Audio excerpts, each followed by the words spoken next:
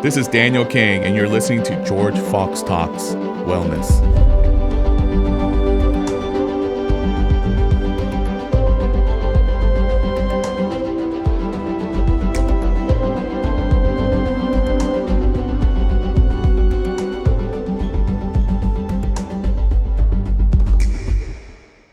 Hey, this is George Fox Talks. I'm so excited to welcome my guest today, Dr. David Hanscom.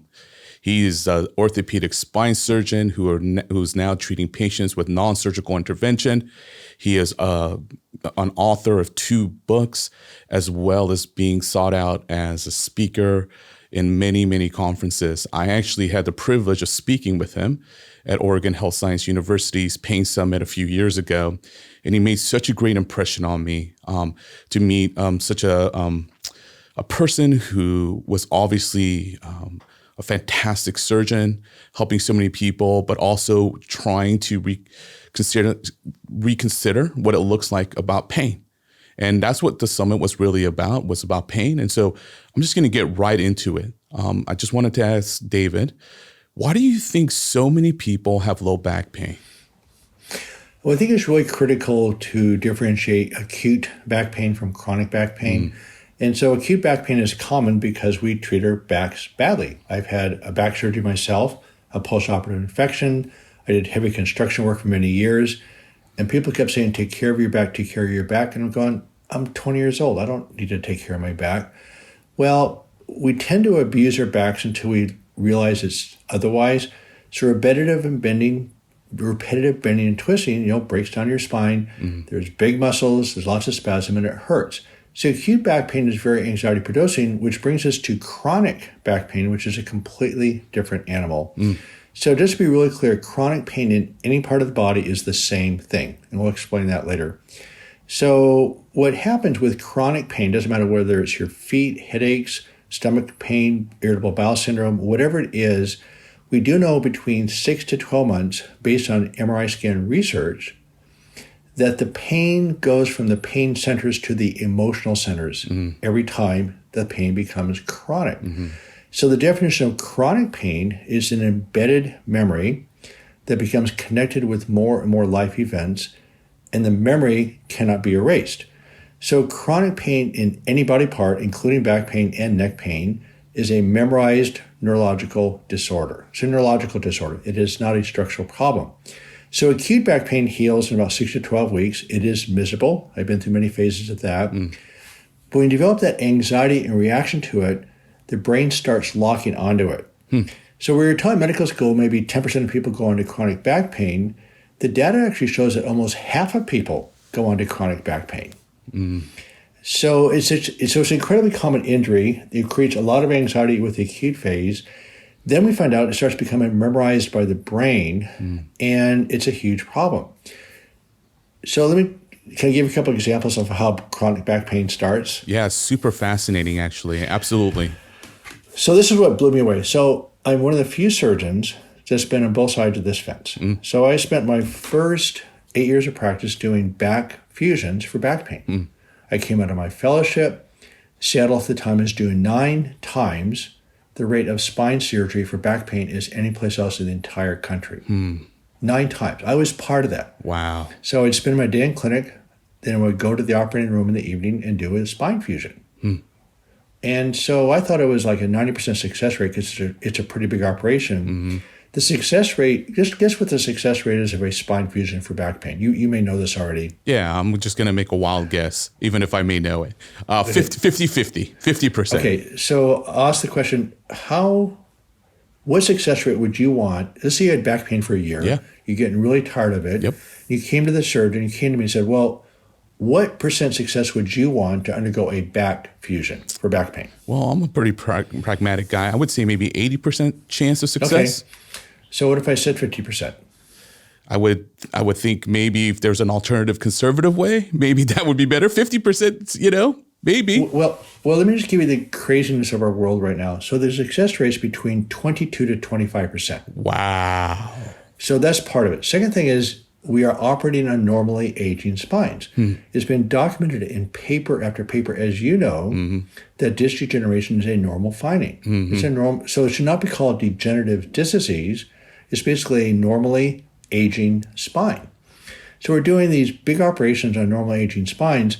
Then with a spine fusion, we've actually damaged your spine. Right? Yep. We put this big massive scar tissue, rods, bone in the middle part of a beautiful spine. Even if it's stiffer as you get older, just because a disc is degenerated, well, that just means a degenerated disc. It has nothing to do with pain. Wow. So it turns out that the pain is actually in the muscles, tendons, and ligaments around the spine. That's how it starts. Then the brain memorizes it. So we're doing surgery on something that's in the brain, not in the back. Wow. That's a problem. Okay. So, but the problem is that I actually quit my spine surgical practice because I was just seeing 3 to 5 patients a week. I would say being badly damaged by surgery on normally aging spines. Now watching hundreds and hundreds of patients resolve their chronic pain by understanding the nature of chronic pain. Wow. It's not very hard to solve. Right. So I have a question then. So why do you think we're so hyper-focused and on biological disease processes like what you say, like the wrinkle in our spine, right? Like a disc herniation, like degenerative disc disease or disc herniation. Why do you think our society, Dr. Hanscom, is like so focused on that? Well, I think it's human nature. I think people just want concrete answers. People like black and white answers. They want things fixed. People definitely tolerate, people don't tolerate uncertainty. Yeah, that's true. Absolutely. So if I can fix it, I'm going to fix it. People say, well, people want a quick fix. Well, there's nothing wrong with that. Everybody wants a quick fix. So it's human nature to want something to be fixed quickly. And if it works, great. So if I can get a quick fix versus going through a process, I'm going to do the quick fix. Yeah. So people say, well, people want to accuse medicine of wanting to make money and profit, et cetera. But, the pressure comes from the patients for us to fix them. Yeah. We feel the pressure. Surgeons do make money from doing aggressive spine surgery, but that's what we're taught to do. Right. So I'm not going to throw my colleagues under the bus because I was in that same bus. When I did see the data in 1993 about this 22% success rate, I did stop. But at the same time, I developed severe chronic pain myself for another 13 years. So at the same time I stopped doing surgery for back pain, I didn't know what to do. Yeah. I'm not going to do that operation because I was having troubles getting people better also. So I developed 17 mental and physical symptoms of chronic pain at the same time. Yeah. And looking backwards, it had actually started many, many years ago. So I'm going to work backwards and point out that I have been symptom-free. I don't have symptoms anymore. That's 17 solid symptoms. And these were not subtle symptoms. Wow. So I had migraine headaches that were extreme, bad migraines. I had ringing in my ears, tinnitus, burning sensations in my feet that were extreme. I had stomach issues. I had neck pain, back pain. I also developed severe obsessive thought patterns, or basically silent OCD. I developed anxiety, depression, and those turned out to be actually inflammatory disorders. So I had 17 different physical and mental symptoms simultaneously. Nobody. Yeah. And I'm a physician. I had lots of access to lots of resources. Absolutely. I read self-help books. Absolutely. I went to seminars. I talked to doctors. Yeah. Nobody could tell me what happened to me. Wow. So I came out of it by accident in 2003. Okay. It's a different story. Yeah. And since 2003, I have been symptom-free. Wow. All 17 symptoms are gone. So I still didn't know what happened. So I started just doing my practice, doing my thing. And I sort of thought that the rehab world would help me out with this. It was about taking care of my patients. I realized that that was not happening. So then I started to actually take the principles that I'd learned and put them into practice, but I didn't know why.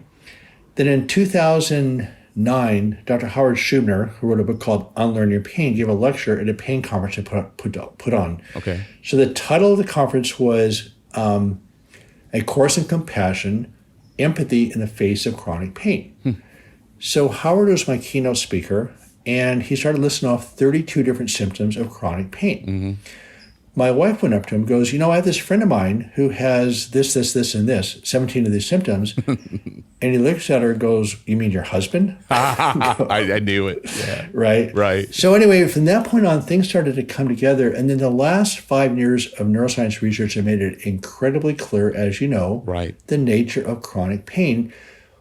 Once you understand the problem, there's plenty of solutions. Yeah. And surgery, by the way, is not one of them. Yeah, I mean, I think you made that contrast, or you explained that really well in the beginning when you said that it seems like it's a nervous system issue more than it might be a spine issue. I mean, and there are spine issues, right? I mean, you and I've both agreed to that. I mean, I'm a physical therapist, and so we both agree to that. There is times where it is a pathoanatomical issue, but it may not be as common as we think it is. And there's research to show that, very strong research as well as clinical practice. And so if we're saying that spine problems or pain in general is more of a nervous system issue, can you explain maybe more of that? And I think you touched on anxiety as well too, and maybe you can help the audience kind of think about that. Okay, so I'm going to ask your help here for a second. Sure, of course. So I can go on to a 3-hour lecture really quickly without stopping on this. So I'm going to I'm going to take this down, try to keep this broken down into parts. All right. So let me put a process out there called dynamic healing. Okay.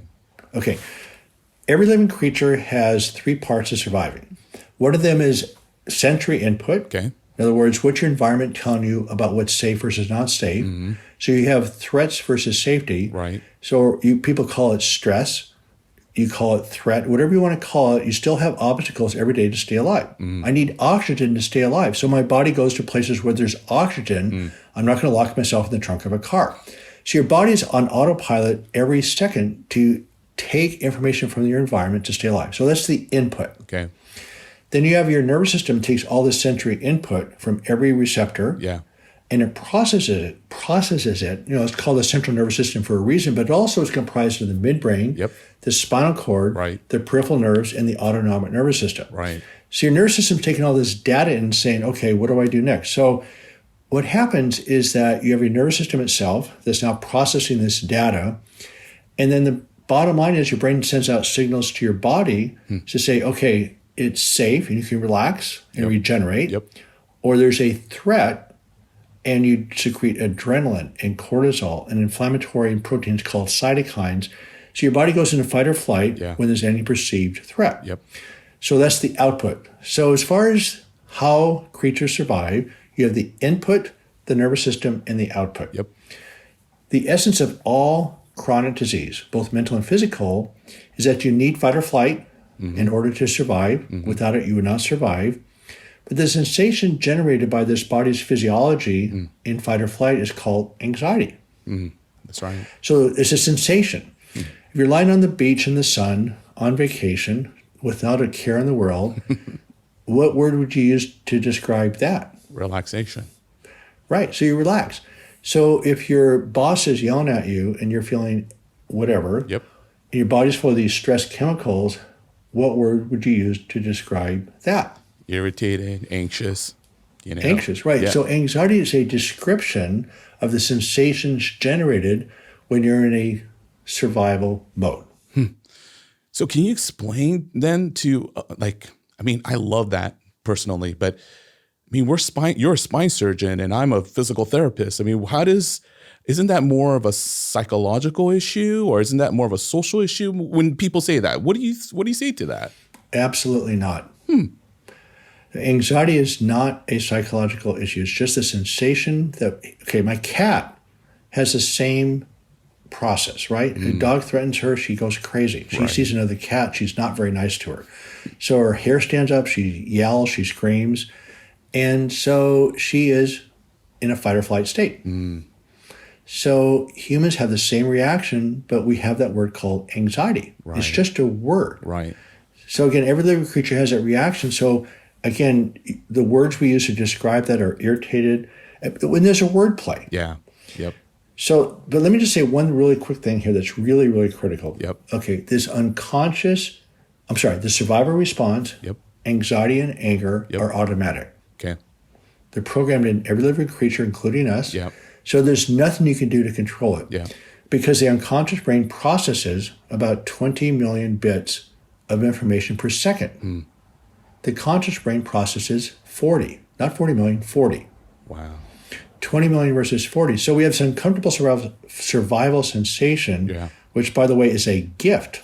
Yeah, absolutely. If we didn't have, that's how we evolved. Yep. The species of creatures who didn't pay attention to the sensations just didn't survive. Yeah. Yep. So anxiety is a gift. So remember, the antidote to anxiety is control.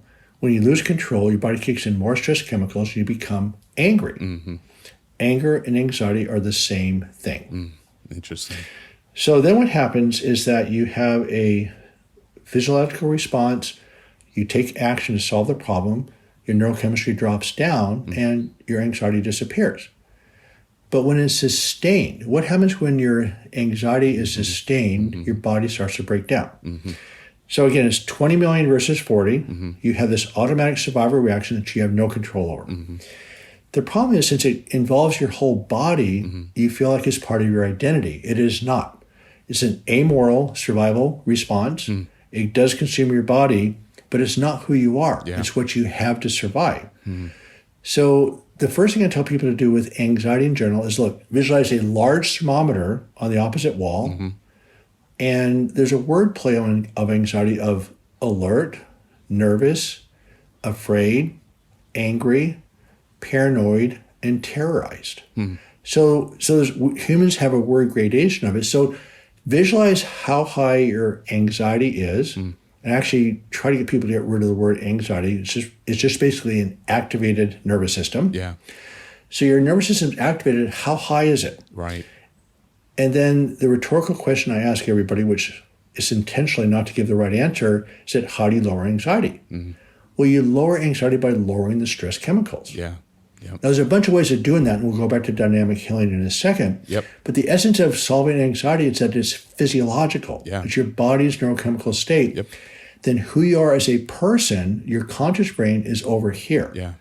So the key issue is you separate this reaction from your identity. When your identity gets wrapped up in this really uncomfortable, unpleasant, intentionally unpleasant sensation, it's a problem. Yeah, absolutely. Have you noticed that a lot? Like when people get something like back pain, that becomes their identity, or the chronic pain. I mean, you're touching such great points, right? Of someone that says, you know what, I'm osteoarthritis, or this is my problem. And that becomes kind of their identity because they start changing the way they do things, right? And I think that heightens these different points, especially the fight or flight. And we've seen this. What are some of the multimodal approaches that you think, because we're definitely not just talking about one way of looking at it, right? I mean, we're looking at this dynamic healing process. Some people call it the multimodal approach. Like, what do you think about that? Do you see it as a multimodal approach? And what are some of the things that your research and your practice has shown you about the dynamic healing or the multimodal approach of pain? Well, let me just jump back. You said something that's really critical about this reaction here. So you can't control it. And so you identify with it. And remember, the key word is anxiety.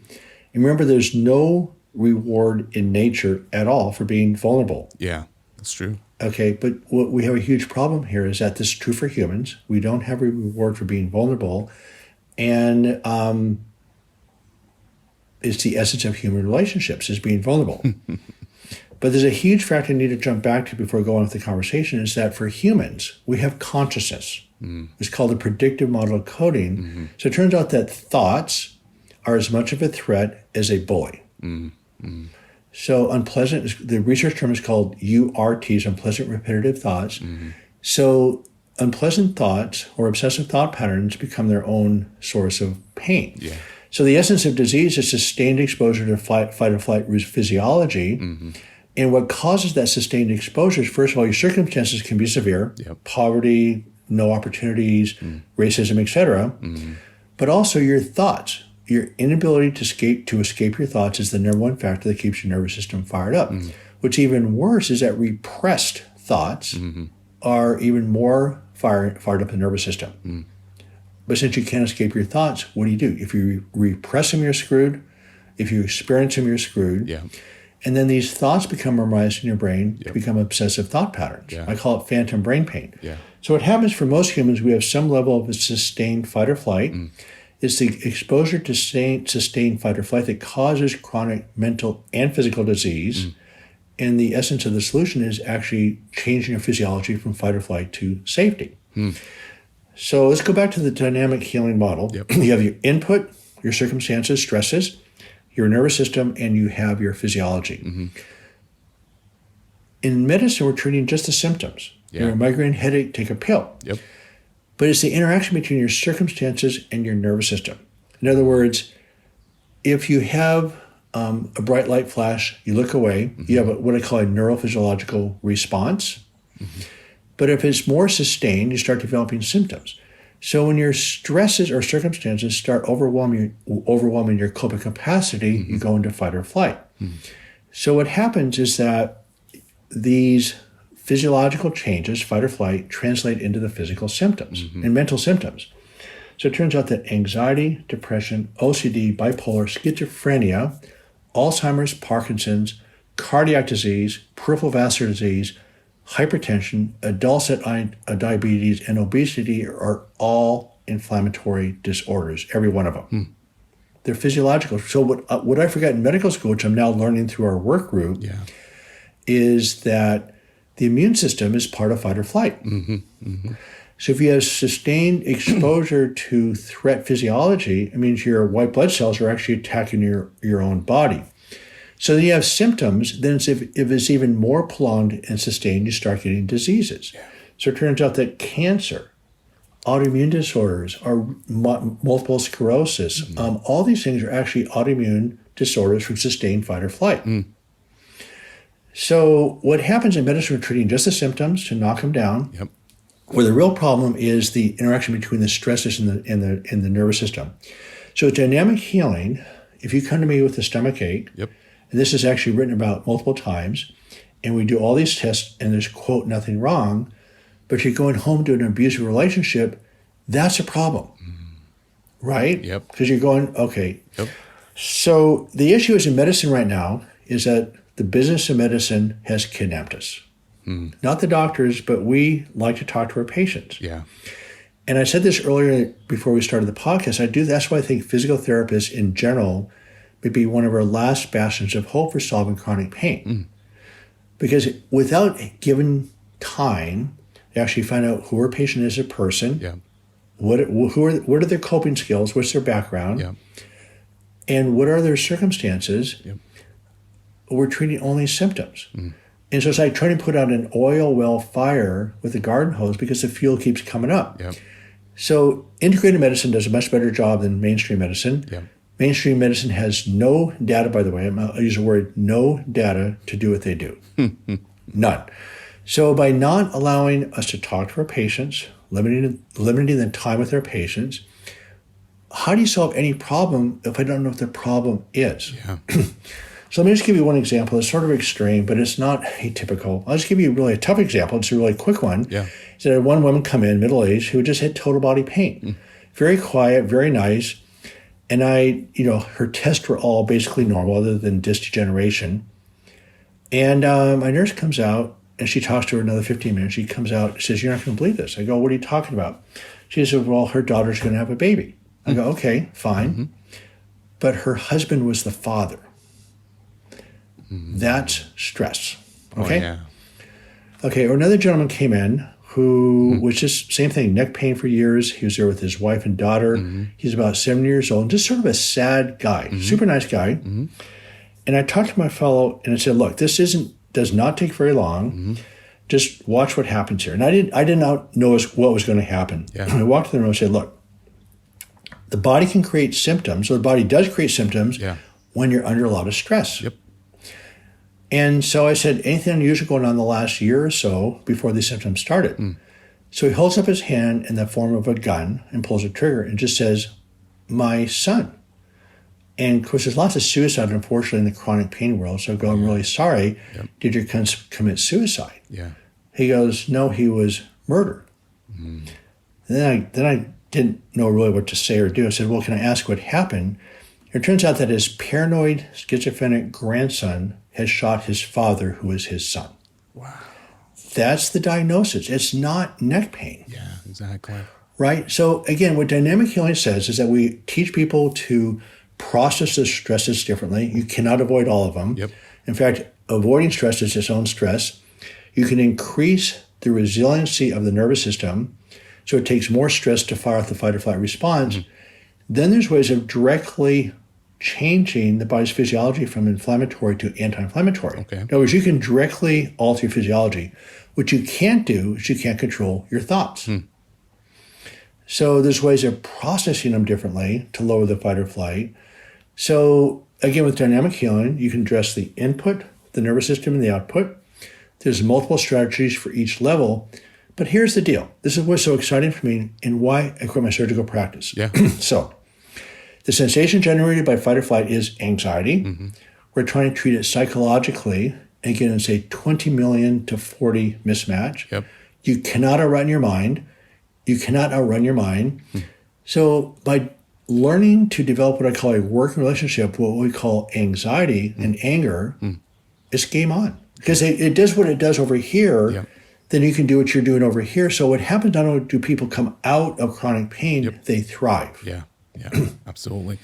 I think one of the things I just want to touch on, so many great points here, is the education piece that we are receiving in academics when we're going to med school and PT school. I'll just talk for myself. I'm in PT school, and we talk about chronic pain, but the dynamic healing system and these things weren't really taught when I went to school 20 years ago. It's much more discussed now, maybe not as in depth as you and I would like it to be, but we're getting there, right? What would you say as we're talking about? And I want to say, I don't have a rescue fantasy, Dr. Hanscom, but I do want to try to unleash or loosen up maybe the strongholds of like the business of medicine or business of physical therapy so that we really can spend time with our patients, right? One of the biggest things we see is this thing called person-centered care or patient-centered care. And I think that's the right direction. But how do you see, let's just tackle on education first. Like, what are you hoping for other colleagues who are learning about pain, who are going into, surgery and these other things? What would you say that we would like to see maybe going forward? So you and I are in the same mission. And one reason I think physical therapy is one of the last bastions of hope here is that modern medicine is not buying this. They just aren't. And so I spent 20 years trying to change the system and I had no success. Yeah. The physical therapists have lots of education on pain. Yeah. You guys are at least 20 years ahead of physicians on this. Yeah. Integrated medicine actually has a much better start on this because they actually acknowledge the person and their environment. Yeah. The thing with physical therapy is you touch your patient, you talk to them, except in businesses where you're not allowed to spend time with your patient. Yeah. So my contention is that we learned through what's called the polyvagal theory or the autonomic nervous system about co-regulation. Right. In other words, if I can talk to you in a open tone of voice and can help you feel safe, that's the core of healing. Because in safe physiology, you're full of oxytocin and dopamine. But unfortunately, if you go to your doctor or therapist and you don't get your questions answered, you don't feel heard, you're in fight or flight. Yeah. So my contention is that the business of medicine is actually actively harming us by not allowing us to feel safe with our doctors. So the rest of the interventions that we're doing don't really work very well with that sense of safety because you're altering the body's chemistry. Plus, when doctors don't talk to the patients or dashed hopes, their fight or flight goes up even higher. Yeah. Or with failed spine surgery that doesn't work, they're pretty angry at their surgeons. Yeah. So they stay fired up in that regards. Yeah, I agree. So as long as not allowing us to talk to our patients and spend time with them is actually my mind below the standard of care. Yeah. There's a basic healing modality that's being missed. Yeah, absolutely. Do you think that there's some benefits of providers having time to spend talking to each other as well too? Kind of more like, kind of the interprofessional or multidisciplinary approach, especially with complexity of pain or complexity of the cases. Kind of talk us about that, because I know that a lot of times we lived in different silos, right? You send me a referral and then I would see the patient and, and then I would maybe send you a note that may be looked at. But, I feel like these kinds of conversations are so needed. as we're working with the person and trying to understand. You may not have as much time because of whatever responsibilities you have. I may have, but we can have that interaction together, and I feel like that would help heal some of the injury that we're all feeling in our professions. Right. So two things. I would talk to my therapist all the time. Yeah. And they would talk to me. So huge difference. I mean, just a simple 3-minute phone call makes a huge difference. Yeah. So 100% agree there. Second of all, we do have a work group. A lot of people show up the first and third Wednesdays of the month. And it turns out that there's 30 years, maybe 40 years of deep, deep, deep research on the essence of chronic pain. Right. But there's a mitochondria group. There's the genetic code group. Yep. There's a clinical group, but nobody talks to each other. Yeah. So we're so excited because with these deep fields of research are talking to each other and can come up with wonderful clinical protocols. So we're pretty excited about, and see, we're not inventing this stuff. We're just digging out the data that's already known. Yep. We're bringing it together. We're creating clinical application to it. Yep. But we have all sorts of interested physicians and providers and therapists that are actually now solving chronic pain. So the essence of the deal is that chronic pain is a solvable problem, both mental pain and physical pain. And the most enjoyable part for me, going back to the anxiety part of it, anxiety is a physiological state. It's just a state of being in fight or flight. And there's a bunch of ways of lowering fight or flight. So it turns out anxiety is a solvable problem by addressing the physiology. It is not addressable with talk therapy. It is not addressed with mind over matter. It is not addressable with self-esteem. So these are rational efforts to deal with this massive survival response. Yeah. And again, you create a separation of your identity with the survival response. You get a working relationship with it. Yeah. And then instead of fighting it, which is our inclination, which makes it stronger, you separate and you move forward. So there's two parts to healing. Okay, so I use a metaphor of a bathtub. Okay. So just picture the drain being anger and anxiety. Okay, there's survival reactions. And then the water coming into the tub are the good things in life. Okay. So if you're using experiences and the good thing in life to compensate for anxiety and anger, you're not going to fill up the tub because the drain is wide open. Yeah. It's a big drain. Yep. So what happens is that the two parts of healing is that you learn tools to plug the drain, plug the drain, plug the drain. You do it multiple times a day. Yep. I mean, stresses come at us every day. Yep. But you learn to process them in a manner that's very quick and efficient, not suppressing it, but you process it. One of my friends has a saying that you have to feel to heal. So you allow yourself to feel the anxiety, bam, you go a different direction, but you don't suppress it. Yeah. So you just learn tools to become very efficient at processing stress. Then the healing occurs as you move your brain into different circuits that are enjoyable. Yeah. So what happens is that solving all your problems actually doesn't do that. So the healing occurs as you go from stress pathways or stress circuits to pleasure circuits. But if you're using pleasure just to compensate for the anxiety, the tub never gets filled up. So once you plug the drain and keep it plugged most of the time, you can fill up the tub. So that's why people thrive, because instead of fighting anxiety and anger, pain, you get to do what you want to do. And so what happens is that as you move into these circuits and nurture them, it's like learning a new language. So if you're not going to learn French by trying to fix your English. It's true. Right? And so remember, the default language for humans is survival and fight or flight. So you're not going to create this new life, enjoyable life, by trying to fix the old one. So one thing that we do very clearly in our process of healing is we never allow people to discuss their pain. So no discussion of pain, don't discuss your medical care, no complaining, no malicious gossip, no criticism, no giving unasked for advice. Those all fire up your physiology. Wow. So it's not psychological. Again, if you're on that mindset, you're going to fire up the physiology. Don't watch the news more than maybe 15 minutes a day. Don't watch violent TV. So there's a bunch of things you do to change the input. But if you're loading your input with lots of stuff like that, guess what happens to your body's fight or flight? So then with the nervous system itself, is that we know we can decrease the reactivity of it with anti-inflammatory diet, exercise, and sleep. Okay, so then you're working on the nervous system part of it.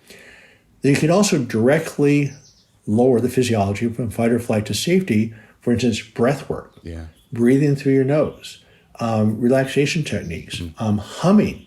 Humming actually is directly stimulates the vagus nerve, which is anti-inflammatory. So you can directly lower the output, in other words, change the physiology. You can increase the resiliency of your nervous system. And you can, again, not avoid the stresses coming in, but you can process them differently. That's what dynamic healing is. So again, the essence of disease is sustained exposure to fight or flight chemistry, with thoughts being the biggest problem. And the solution is actually maximizing your time in safety. And it's consistent. So again, for me personally, 17 of my symptoms are gone. I think my record is one woman of 28 different physical symptoms, gone. I had one gentleman who had 28 surgeries in 22 years. He's never felt better in his entire life. Because again, it's the mental pain that tortures us the most. So I have a question though. How do you know though that how do you know what and I'm trying to not act like a provider, but it's so hard. So I'm just going to be the provider for a minute. And you and I are colleagues like, Dr. Hanscom, David, like, how do you know when it's something serious and like something that's like what we would say is like needs immediate attention versus it being more of something that is maybe multimodal, dynamic, right? Versus something that's an emergency. Because I think most people I see, that's what they always think it is, right? It's like, I need to get this taken care of right now. This is emerging. This is something serious. But what we're talking about is, and I loved how you started, acute to chronic. But even when they're in the chronic stage, they're still fighting. So many people I know, they just keep fighting to the point where they get so worn out, and then, they wonder like what, they get desperate. They get through these issues. Yeah, here's the issue is that, again, you're trying to lower inflammatory markers. So number one thing is I'm incredibly compulsive if somebody comes to me with chronic pain not to assume anything. So I always do a structural workup. Probably 90% of symptoms in your body are from the body's physiology. Right? It makes sense. I agree. If my car's sitting on the street, there's no symptoms. It's until when I turn the car on, which is equivalent to the body's function, the car's function, you don't have symptoms until you turn the car on. And the human body has 30 trillion cells. And so it's very complicated. So it's in motion all the time. So it's the symptoms are from that physiology, not the structure. That being said, I do a complete workup every patient every time. I don't want to miss cancer, tumor, infection. So once that's done, unfortunately what happens, I call them obsessive thought patterns. You get this, I call it phantom brain pain. The circuit goes, because we've been programmed this way, that there's always something structural, and the answer really is there's rarely something structural. Then the next phase of it is that you have this phantom brain pain that the doctor's missing something, the doctor's missing something. So even if I have a complete workup to go from doctor to doctor to doctor, and what happens, it doesn't matter how many tests you have, no matter how many times I reassure you, that voice will not turn off. That's a problem. But again, once you understand the problem, there's actually a solution to that also. So you can't solve it, but you can work past it. Got it. So then the other thing is that, and by the way, this is also anchored in disbelief. Absolutely. Why would I say that?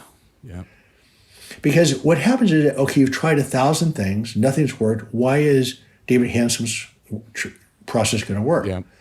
Well, I don't want you to believe in David Hanscom. I don't want you to believe in this process that I call the DOC journey. I don't want you to believe in my app. It's not about generating enough belief to heal. It's actually digging into your skepticism. Because the brain's designed to protect you.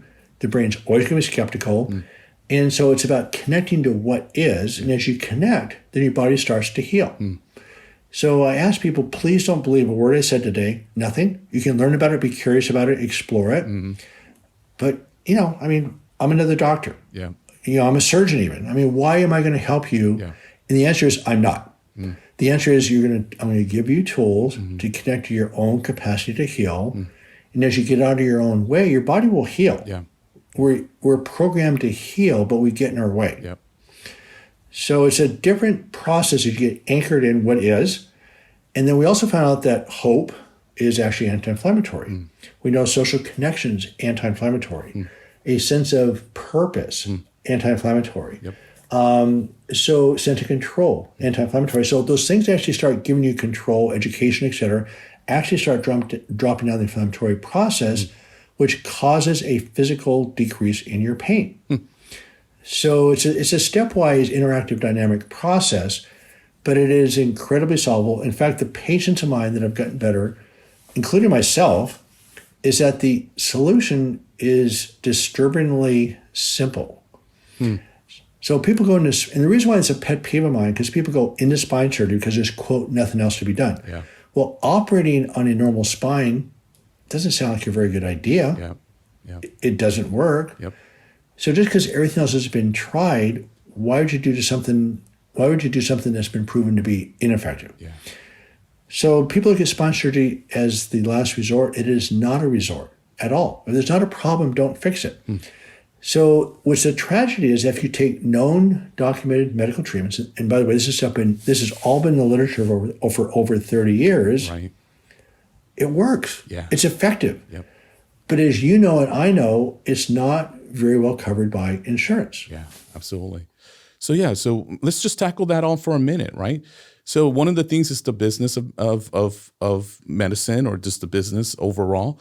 What are some of the ways that people can get access to that? I mean, do you think it's more through, going to conferences or going to workshops? Do you think it's more about reading books and leading them into that? I mean, there's a lot of listeners who probably may be having some persistent pain or chronic pain at this point, or low back pain, and they probably want to know, like, what's the next step for me, from listening to this? Well, here's one of hopefully my missions is to bring this, and basically my mission has been just implement what we already know. This is all known data, but the data shows that we are not following the data. So unfortunately, there are very few physicians who actually administer these treatments. Yeah. Your physical therapy world has a lot more on the ball than this. They really follow the neuroscience. So that's why I do give talks to physical therapists about enjoying the management of chronic pain, because they can do a good job. Yep.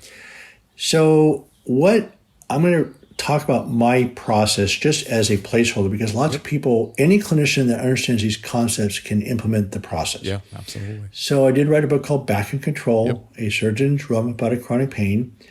And it's not a self-help book, it's a framework to organize your thinking about the components of pain. Yep. So what happens is that once you understand the problem, then you actually find your own solution.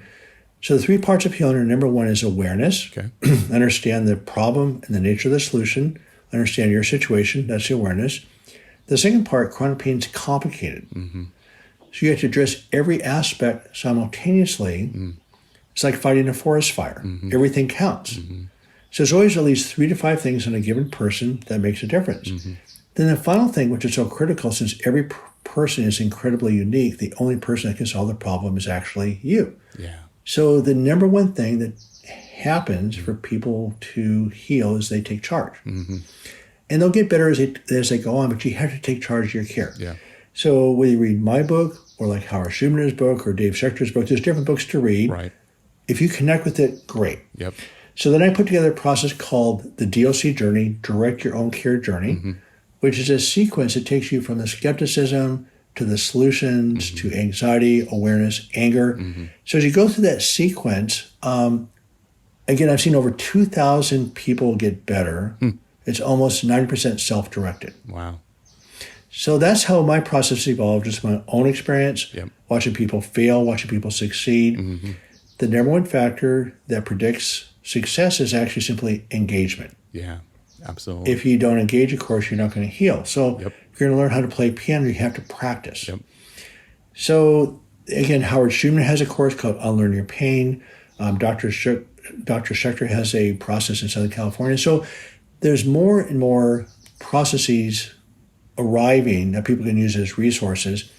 And I'll just be rant here a little bit. Yeah. I get so frustrated because it does help to have a doctor who understands the concepts, Yep. but also helps to have a physical therapist who understands the concepts. Yeah. So here's the thing with physical therapy, why it's such a critical aspect of this chronic pain problem is that you spend more time with the patients. Not always, I get it. Yep. but also you can create an environment Yep. of relaxation and calming people down. Yep. So you can actually you touch the patient, you talk to them, you get emotion, Yep. you educate them. Yep. And then with certain pitches of music you can play, Yep. very helpful. And I do give lectures to physical therapists of enjoying the management of chronic pain patients.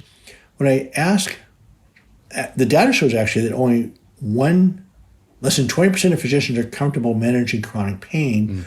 Less than 1% actually enjoy it.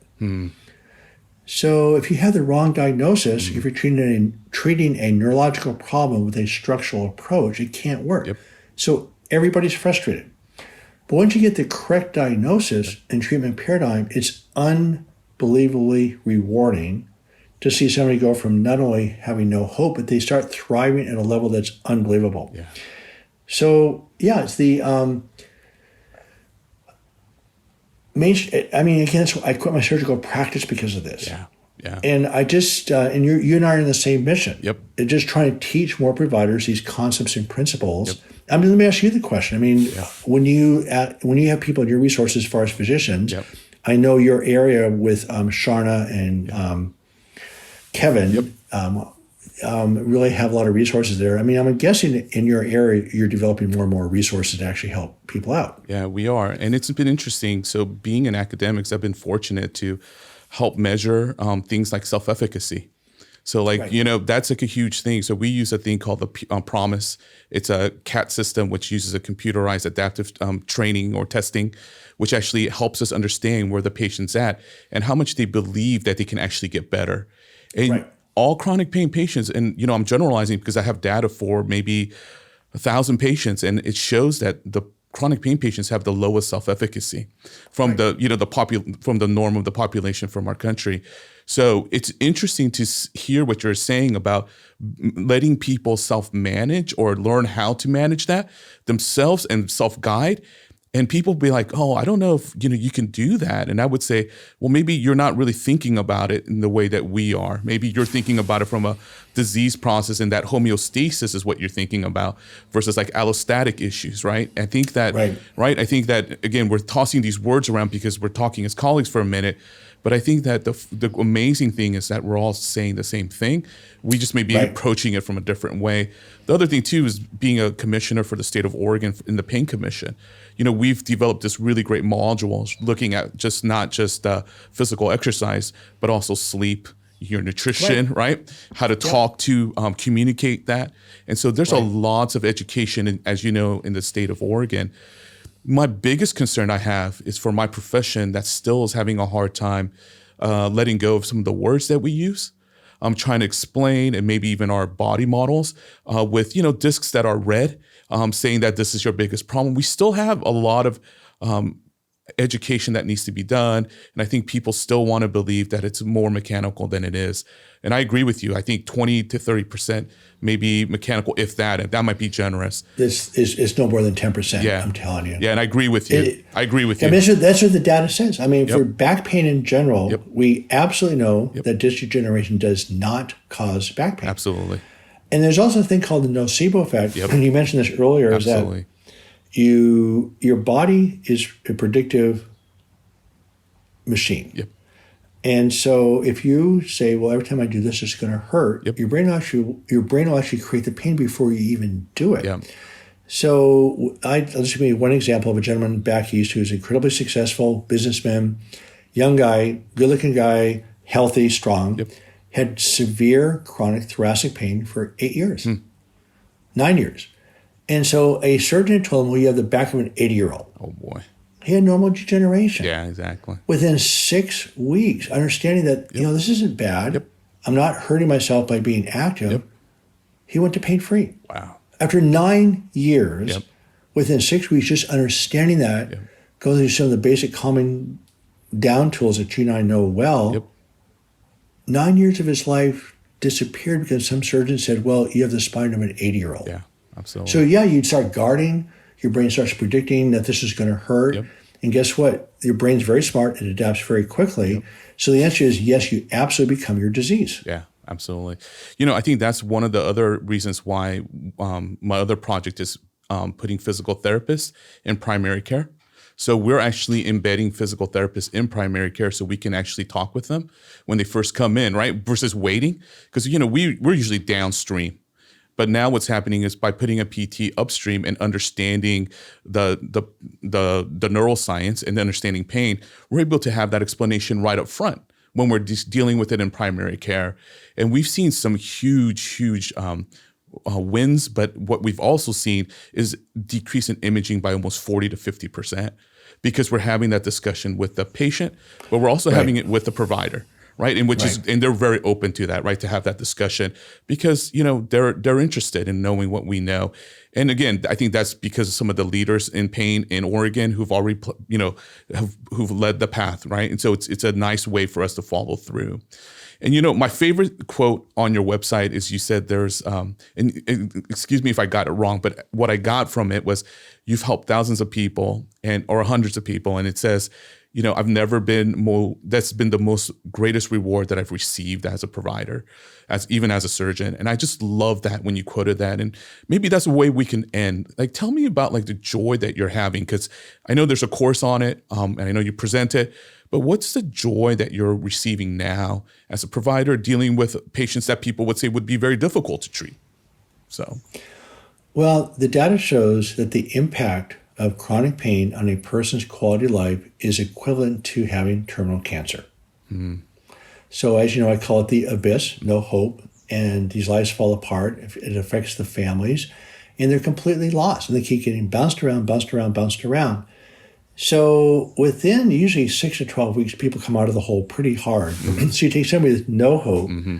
all of a sudden they're going back to work, they're actually getting remarried, their kids are doing better, mm-hmm. And if I can do that without surgery, surgery is no joke. Yeah. Even the simplest operations can have some significant complications. Mm-hmm. And so if I can get you better without the risk and the cost of surgery, I'm pretty excited. Yeah. I had over 120 patients with known structural spinal stenosis, leg pain, classic surgical candidates cancel their surgeries because the pain disappeared. And I'm going, what? Because I was not expecting that. Right. So going back to your other comment about the source of the pain, it actually doesn't matter. Was it a structural problem or not, it doesn't matter. So you calm down the nervous system first. You get people in a state of safety. And then if they need surgery, the results are consistently good. Yeah. And a lot of them just skip the surgery completely. So it's knowing what I know about surgery and its potential complications. Mm-hmm. If you can come into my office, mm-hmm. and not only can I pull you out of the hole, I can do it without the risk and cost of surgery. It's incredibly rewarding. I agree. I would say that the work that I've been doing the last 10 years has been probably the most rewarding work that I've been part of. And it's so great to meet a colleague like you, Dr. Hanscom.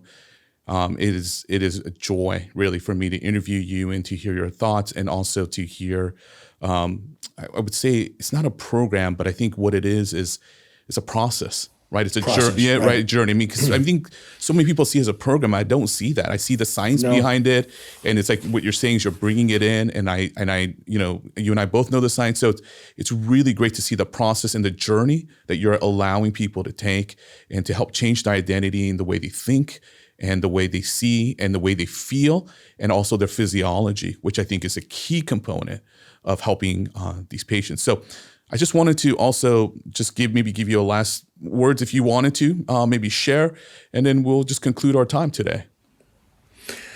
Yeah, it's hard to say last words because the process is so broad. But I just want to address the anxiety issue just for a final second. Yep. Is that I do think getting anxiety into the right court, being physiological, not psychological, is actually almost a societal human survival issue. Because when you're anxious and frustrated, you're reacting, you're not thinking clearly. And right now, people are treating each other very badly based on trying to solve anxiety. Mm-hmm. So medicine has got to get this right. You have to get it right. You're not going to have a reasonably comfortable life until you actually can put anxiety into the correct physiological category. And once you do that, I just would welcome you a life that you just cannot imagine is possible. So the mental pain is a bigger problem. It is a very solvable problem. And again, I'm very excited to talk to you because it's nice talking to like-minded people, number one. Yeah, absolutely. And we, of course, we continue to learn from each other. It's an evolving process. Yep. But no, your part of the world up there in Oregon is really remarkable, ahead of the game compared to most parts of the country. So I'm really applauding all your efforts. You just have a group of people up there that are just phenomenal. Yeah. Well, we appreciate that, Dr. Hanscom. David, it's been a pleasure speaking with you, and thank you so much for your time. Yeah, thank you. Yeah. This has been a production of George Fox Digital. If you like what you're hearing, subscribe to George Fox Talks on Apple, Spotify, or whatever you're streaming on. Check us out on the web at georgefox.edu/talks, where we have videos, publications, and more. And we're also on YouTube at youtube.com/GeorgeFoxTalks.